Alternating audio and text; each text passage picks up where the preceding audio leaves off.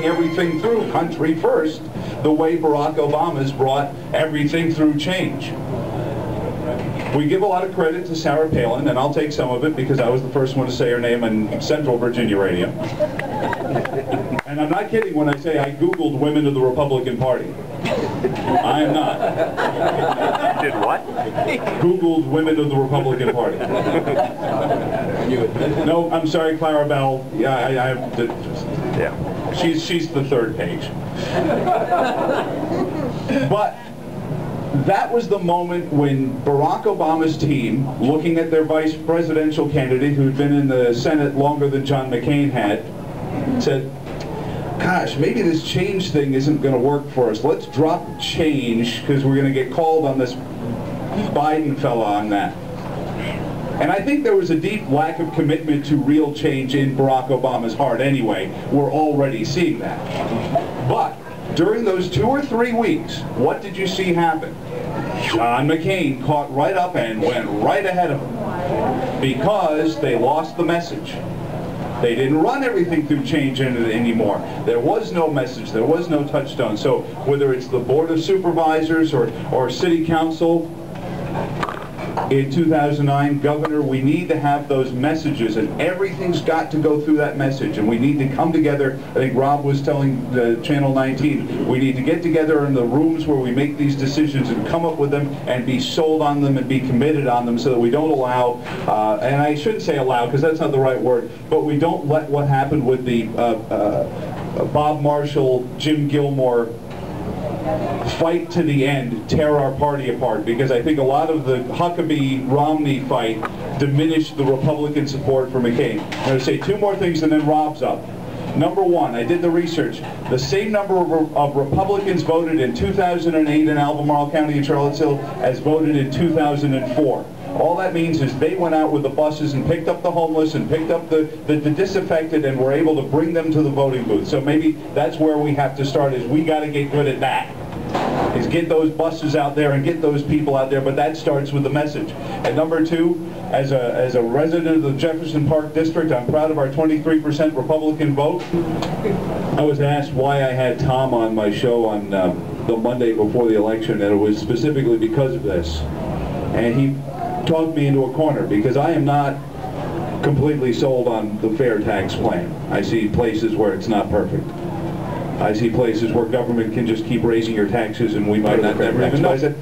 What he had done was egregious. And I wish I had caught it earlier watching the video version of that radio ad. He's standing in front of a British petroleum gas station that I don't think they as a company endorsed Tom Perriello, and be curious to have found out whether they were compensated for the use of their logo in his commercial. But I mean, those are the kind of things that you wish you woulda, coulda, shoulda. But I wanted to challenge him on it. And the other thing that we really need to do going forward is we cannot let people command the dialogue. Tom Perriello wandered up and down the 5th District commanding the dialogue. And if Virgil was standing here, I said, Virgil, you've got to get out in his face and call him on these things. He's a gentleman, but you can do it in a gentlemanly fashion. Bring back the days of Reagan's, I paid for this microphone, you're not shutting it off. And he didn't do it in a mean-spirited way. He just wanted to make sure that he had his chance to speak. And we've got to go out and make sure that the other side, the side that is the parent that wants to give you the cookie if you just leave them alone, doesn't win out the day over the parent that wants to actually teach the children how to be good citizens. And Rob and I met with a young woman, Carol Hatcher, who sent me an email. I read it on the air on Wednesday. In amongst all the dispirited emails I received, she sent me a letter telling me how inspired she was to keep teaching her kids. She had heard me talking about my Halloween candy. Every year at Halloween, the kids dump out the Halloween candy on the table, and inevitably one has more than the other, and I start sliding some of that into the smaller pile and say, I'm sorry, that's fair. That's redistribution of wealth. You know, just because you worked harder for this candy doesn't mean your sister should get as much.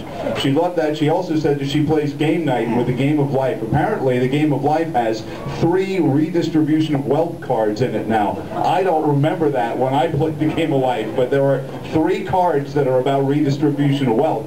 and they are apparently punitive. I mean, either you have to give half of what you've earned to some other player, or some other player gets to take what you've taken, and it always ends with, "That's not fair." We need to not let the dialogue be commanded. We need to show people that we're not greedy, selfish, heartless, cold goons that we let Barack Obama and Tom Perriello and their thugs go around and tell everyone about us. We're loving parents. Look at Gabriel. Look at Rob's family. We're not bad parents. We love children. We love everybody. We know that in your heart is the entire capacity to take care of yourself if given the opportunity to.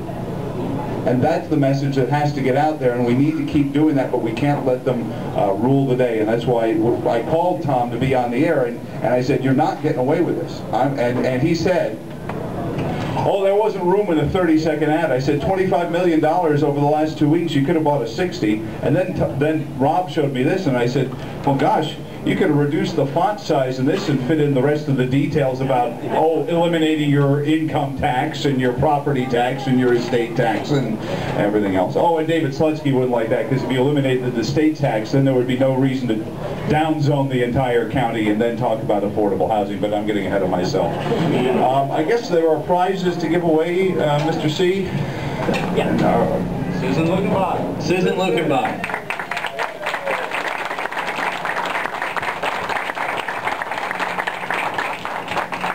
Susan, the photo album is up here, so when this is over, come on up and you get to pick one photo out of the album. The Albemarle County Republicans meet for breakfast the second Saturday of every month at the Golden Corral Steakhouse on Route 29 North in Charlottesville, Virginia. Visit us at www.albemarlegop.org. Give us a call at 434-973-5499 or contact us at info@albemarlegop.org.